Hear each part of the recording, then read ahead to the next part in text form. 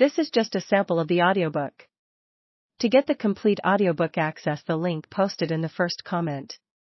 For one who spent in Paris the greater part of the 6 months which succeeded the Armistice, an occasional visit to London was a strange experience. England still stands outside Europe.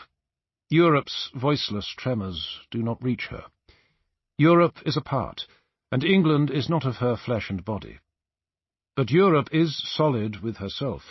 France, Germany, Italy, Austria and Holland, Russia and Romania and Poland throb together, and their structure and civilization are essentially one.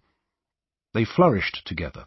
They have rocked together in a war, which we, in spite of our enormous contributions and sacrifices, like though in a less degree than America, economically stood outside, and they may fall together. In this lies the destructive significance of the Peace of Paris. If the European Civil War is to end with France and Italy abusing their momentary victorious power to destroy Germany and Austria-Hungary, now prostrate, they invite their own destruction also, being so deeply and inextricably intertwined with their victims by hidden psychic and economic bonds. At any rate, an Englishman who took part in the Conference of Paris and was during those months a member of the Supreme Economic Council of the Allied Powers was bound to become, for him a new experience, a European in his cares and outlook. There, at the nerve centre of the European system, his British preoccupations must largely fall away, and he must be haunted by other and more dreadful spectres. Paris was a nightmare, and everyone there was morbid.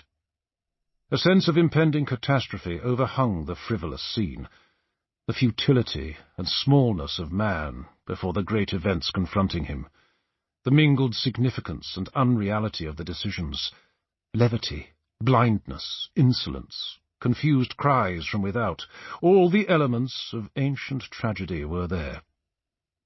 Seated, indeed, amid the theatrical trappings of the French saloons of state, one could wonder if the extraordinary visages of Wilson and of Clemenceau, with their fixed hue and unchanging characterization, were really faces at all, and not the tragicomic masks of some strange drama or puppet show. The proceedings of Paris all had this air of extraordinary importance and unimportance at the same time.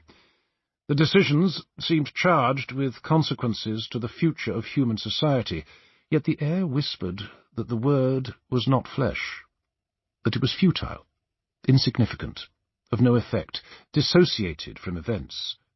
And one felt most strongly the impression described by Tolstoy in War and Peace, or by Hardy in The Dynasts, of events marching on to their fated conclusion, uninfluenced and unaffected by the cerebrations of statesmen in council.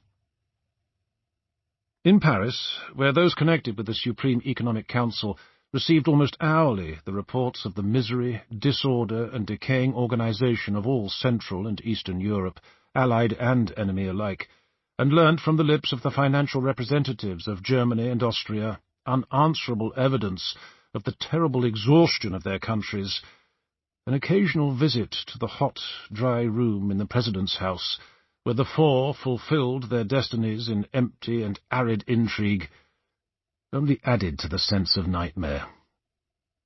Yet there in Paris the problems of Europe were terrible and clamant, and an occasional return to the vast unconcern of London a little disconcerting.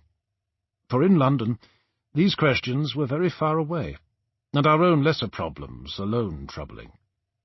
London believed that Paris was making a great confusion of its business, but remained uninterested. In this spirit, the British people received the treaty without reading it. But it is under the influence of Paris, not London, that this book has been written by one who, though an Englishman, feels himself a European also, and, because of too vivid recent experience, cannot disinterest himself from the further unfolding of the great historic drama of these days, which will destroy great institutions but may also create a new world.